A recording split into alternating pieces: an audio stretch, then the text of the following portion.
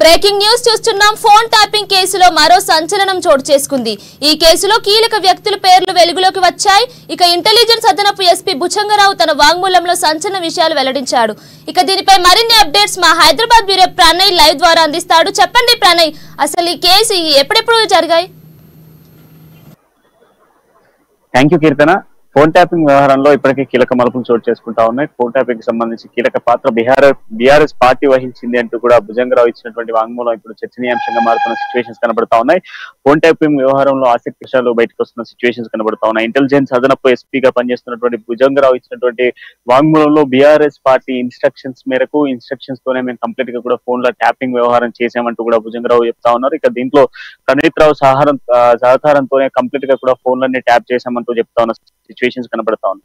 అయితే దీంట్లో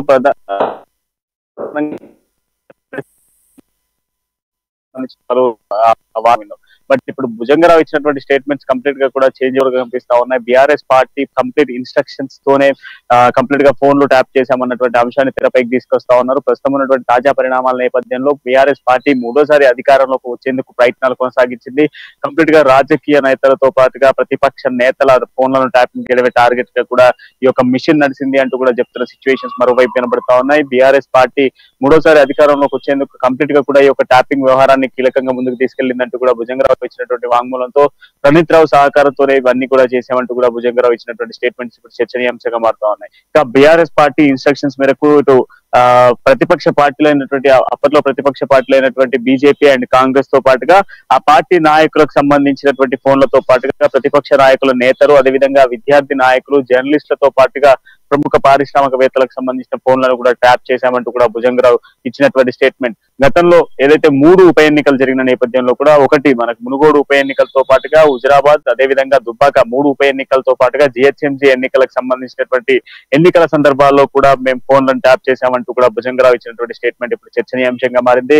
మరోవైపు మనం మాట్లాడుకుంటే ఏదైతే బీఆర్ఎస్, బీజేపీ అండ్ అదేవిధంగా కాంగ్రెస్ పార్టీలకు ఆర్థికంగా సహకరిస్తున్న వ్యక్తులకు సంబంధించిన ఫోన్లను కూడా మేము ట్యాప్ చేశామంటూ కూడా భుజంగరావు చెప్తా ఉన్నాడు. మరోవైపు ఇప్పుడు చూస్తా ఉన్నటువంటి సిచ్యువేషన్స్ లో తాజా పరిణామాల్లో ఇప్పటికే బీఆర్ఎస్ పార్టీ చిక్కుకునేటువంటి అవకాశాలు కనబడతా ఉన్నాయి. అసలు పార్టీలకు సంబంధించి నిన్న ఆర్ఎస్ ప్రవీణ్ కుమార్ మాట్లాడుతూ కూడా ఇది నేరపూరిత చర్య, దాంతో పాటుగా దేశ భద్రతకు సంబంధించి ఇది దేశద్రోహి కేసు కింద కూడా పరిగణలోకి తీసుకోవాలంటూ కూడా ఇదే పార్టీకి సంబంధించి బీఆర్ఎస్ పార్టీగా ఎంపీ క్యాండిడేట్ గా ఉన్నటువంటి ఆర్ఎస్ ప్రవీణ్ కూడా నిన్న ఆయన మాటల్లో ఈ మాటలు కూడా అన్నటువంటి సిచ్యువేషన్స్ ఉన్నాయి. అయితే ప్రధానంగా బీఆర్ఎస్ పార్టీ చేసినటువంటి ద్రోహానికి సంబంధించి ఒక దేశ ద్రోహం చేసినటువంటి విధంగా కూడా ఈ యొక్క కేసుకి సంబంధించి కీలకంగా కూడా వ్యవహరించింది. ప్రముఖ నేతలకు సంబంధించిన ఫోన్లన్నీ కూడా ట్యాప్ చేయడం ఇది కరెక్ట్ పద్ధతి కాదంటూ కూడా మాట్లాడుతున్న సిచ్యువేషన్స్ మరోవైపు వినబడతా ఉన్నాయి.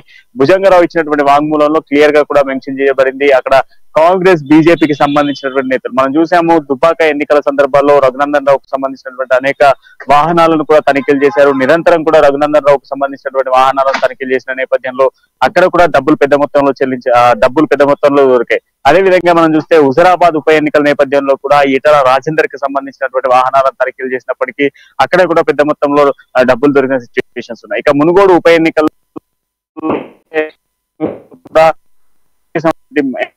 కోట్ల రూపాయలను కూడా ఎలక్షన్ కమిషన్ స్వాధీనం చేసుకున్న సిచ్యువేషన్స్ కనబడతాం.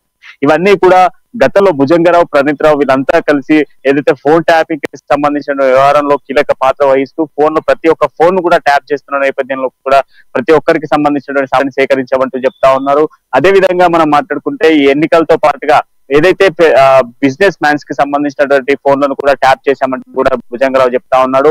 కొన్ని ప్రైవేట్ కంపెనీలకు సంబంధించి ఆ కంపెనీ ఓనర్స్ కి కూడా పెద్ద మొత్తంలో అక్కడ నుంచి డబ్బులు తీసుకోవడంతో పాటుగా అక్కడ నుంచి కంప్లీట్ గా కూడా వాళ్ళు పెద్ద ఎత్తున కూడా పెట్టుబడులు కూడా పెట్టించే విధంగా కూడా వాళ్ళని బెదిరించామంటూ కూడా చెప్తా ఉన్నారు.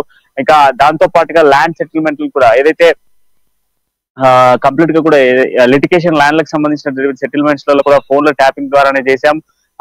బిల్డర్స్ ఏవైతే సిటీలో ఉన్నటువంటి మేజర్ బిల్డర్స్ ఏవైతే ఉన్నారో బిల్డర్స్ పాటుగా ఇటు జ్యువెలరీ షాప్స్ కి సంబంధించిన వాళ్ళ ఫోన్స్ కూడా ట్యాపింగ్ చేశారు. అంటే కీలకంగా ఏదైతే ఆర్థిక ఇటు బీజేపీకి కావచ్చు, కాంగ్రెస్ కి కావచ్చు, 2 పార్టీలకు సంబంధించినటువంటి ఆర్థిక సహాయం ఎవరైతే అందిస్తా ఉన్నారో, ఆర్థికంగా ఎవరైతే సపోర్ట్ చేస్తా ఉన్నారో, ఎన్నికల సందర్భాల్లో ఎవరైతే వీళ్ళతో నాయకులతో మాట్లాడుతా ఉన్నారో వాళ్ళకి సంబంధించినటువంటి ఫోన్లను కంప్లీట్ గా కూడా ట్యాప్ చేశామంటూ చెప్తా ఉన్నారు. ఇక ట్విస్ట్ ఏంటి అని అంటే కంప్లీట్ గా కూడా బీఆర్ఎస్ పార్టీలో ఉన్నటువంటి 16 మంది నేతలకు సంబంధించిన ఫోన్లను కూడా ట్యాప్ చేశాము.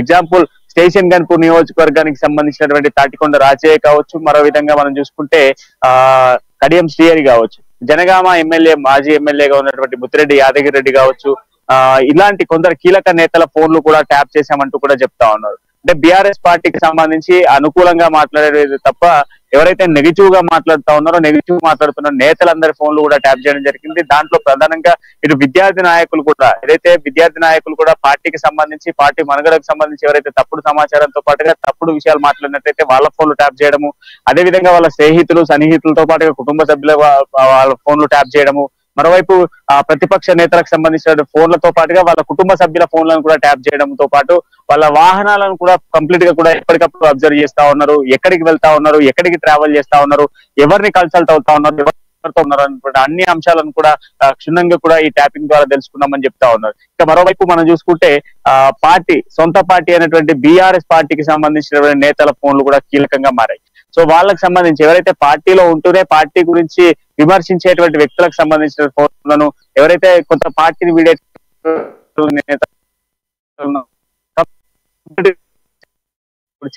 చంద్రరావు ఇచ్చినటువంటి వాంగ్మూలంలో కంప్లీట్ గా కూడా ఇప్పుడు చూస్తా ఉన్నాము.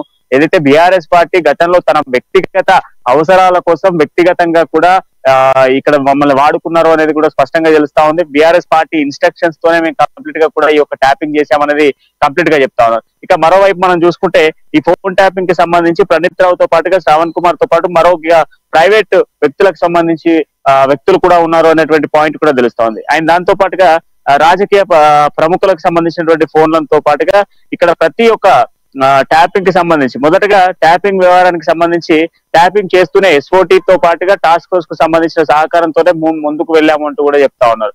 అంటే ఎస్ఓటీకి సంబంధించి కావచ్చు, టాస్క్ ఫోర్స్ కు సంబంధించినటువంటి అధికారుల ఇన్స్ట్రక్షన్స్ తో పాటుగా వాళ్ళకి ఇన్ఫర్మేషన్ తోటే ముందుకు వెళ్ళాము అనేది ఉన్న పాయింట్ కూడా చెప్తున్న సిచ్యువేషన్ కనబడుతుంది. అంటే కంప్లీట్ బీఆర్ఎస్ పార్టీ అధికారంలో ఉన్నప్పుడు కంప్లీట్ గా ఉన్నటువంటి నేతలందరి ఫోన్లు కూడా అప్పుడున్నటువంటి అధికారులకు సంబంధించినటువంటి ఇన్స్ట్రక్షన్స్ తో ఏదైతే ప్రణీత్ రావు ఇచ్చినటువంటి సహకారంతో ఇటు భుజంగరావు కంప్లీట్ గా కూడా వీళ్ళకి సంబంధించినటువంటి ఫోన్లను ట్యాప్ చేశాడనేది కీలకంగా చెప్తున్నటువంటి అంశం అని చెప్పుకోవాలి.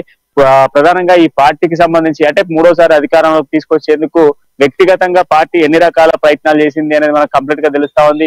ఇప్పుడున్నటువంటి పరిస్థితుల మేరకు పార్టీకి సంబంధించి ప్రస్తుతం ఉన్నటువంటి సిచ్యువేషన్స్ లో పార్టీకి సంబంధించి ఉన్నటువంటి రాజకీయ పార్టీలలో ఇప్పటికే బీఆర్ఎస్ పార్టీని చాలా మంది ఖాళీ చేసి వెళ్ళిపోతున్న సిచ్యువేషన్స్ కూడా కనబడుతుంది. అంటే ఈ వ్యవహారం అంతా ఉన్నటువంటి నేపథ్యంలోనే పార్టీ మనుగడకు సంబంధించినటువంటి అంశాలు కూడా వస్తాయి. ఇక దాంతో పాటుగా ఎక్కడెక్కడ ట్యాపింగ్ కి సంబంధించిన సెంటర్స్ పెట్టారు అన్నటువంటి పాయింట్ కూడా తెరపైకి తీసుకొస్తా ఉన్నాం.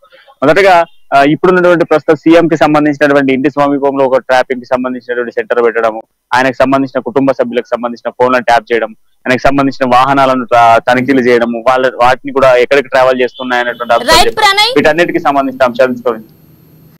అయితే కేవలం తన కూతురు కోసం ఇలా చేశారని రాధాకిషన్ కూడా చెప్పాడు కాబట్టి ఇప్పటికైనా కేసీఆర్ స్పందిస్తాడా? అసలు డీటెయిల్స్ ఏంటి? చూడాలి. ఎందుకంటే ఇప్పుడే ఇచ్చినటువంటి ఇప్పటికే భుజంగరావు ఇచ్చినటువంటి స్టేట్మెంట్స్ ఇప్పుడే కొద్దిసేపటి క్రితమే బయటకు వచ్చిన నేపథ్యంలో మరి దీనిపై అధికారికంగా బీఆర్ఎస్ పార్టీ ఎలాంటి స్టేట్మెంట్స్ ఇవ్వబోతా ఉంది, ఏ విధంగా స్పందించబోతా ఉంది? గతంలో బీఆర్ఎస్ పార్టీ ఇన్స్ట్రక్షన్స్ మేరకే చేశామని చెప్తున్నటువంటి నేపథ్యంలో కూడా మరి బీఆర్ఎస్ పార్టీ ఏ విధంగా స్పందిస్తుంది అనేది ఇప్పుడు కొంత ఆసక్తితో నెలకొన్న సిచ్యువేషన్స్ కనబడతా ఉన్నాయి. ఈ నేపథ్యంలో ఒకవైపు ఈ పార్టీకి సంబంధించినటువంటి నేతలు కూడా ఫోన్ ట్యాపింగ్ అనేది నేరం అని చెప్పేసి మాట్లాడుతున్న మాటలు మనం చూస్తా ఉన్నాం. మరి దీనిపై బీఆర్ఎస్ అధినేత కేసీఆర్ గతంలో బీఆర్ఎస్ దీనిపై హరీష్ రావు ఏం స్పందించబోతా ఉన్నాడు అనేది ఇప్పుడు కొంత ఆసక్తి నెలకొన్న సిచ్యువేషన్స్ కనబడతా ఉన్నాయి. భుజంగరావు ఇచ్చినటువంటి స్టేట్మెంట్స్ మాత్రం కంప్లీట్ గా బీఆర్ఎస్ కి వ్యక్తిగతంగా కంప్లీట్ గా మేము బీఆర్ఎస్ పార్టీకి సహకరిస్తూనే ముందుకు వెళ్ళామన్నటువంటి పాయింట్ కూడా తీసుకొస్తా ఉన్నారు. ఈ నేపథ్యంలో బీఆర్ఎస్ పార్టీ దీనిపై ఎటువంటి చర్యలు చేపడతా ఉంది, దీనిపై ఎటువంటి విధంగా ఎదుర్కోబోతా ఉంది, రేపు ఖచ్చితంగా కూడా బీఆర్ఎస్ పార్టీ ఇన్స్ట్రక్షన్స్ మేరకు ఇచ్చింది చెయ్యమంది వీళ్ళే, చేపించింది వీళ్ళే అన్నటువంటి క్లారిటీ వస్తే ఖచ్చితంగా కూడా గతంలో రేవంత్ అన్నటువంటి మాటలు ఇప్పుడు నిజంగా పోతా ఉన్నాయి. కంప్లీట్ గా కూడా కుటుంబం అంతా కూడా జైలు పాలు కావాల్సిన సిచ్యువేషన్స్ కూడా కనబడతా ఉన్నాయి. ఎందుకంటే ఒక వ్యక్తికి సంబంధించినటువంటి పర్సనల్ పింగ్ అనేది మొబైల్ ఫోన్ అని చెప్పుకోవాలి. అట్లాంటి మొబైల్ ఫోన్ ని ట్రాప్ చేయడం అనేది కంప్లీట్ గా నేరపూరితమైన చర్య. ఈ నేరపూరితమైనటువంటి చర్యకు సంబంధించి మరి ఏ విధంగా అధికారులు ఏ విధంగా యాక్షన్ ప్లాన్ చేయబోతా ఉన్నారు, మరి దీనికి సంబంధించి బీఆర్ఎస్ పార్టీ ఏ విధంగా ముందుకు రాబోతా ఉంది, ఏ విధంగా ఎదుర్కోబోతుంది అనేది కూడా కొంత ఆసక్తి నెలకొన్న సిచ్యువేషన్స్ కనబడతా ఉన్నాయి. కీర్తన, థ్యాంక్ యూ ప్రణయ్.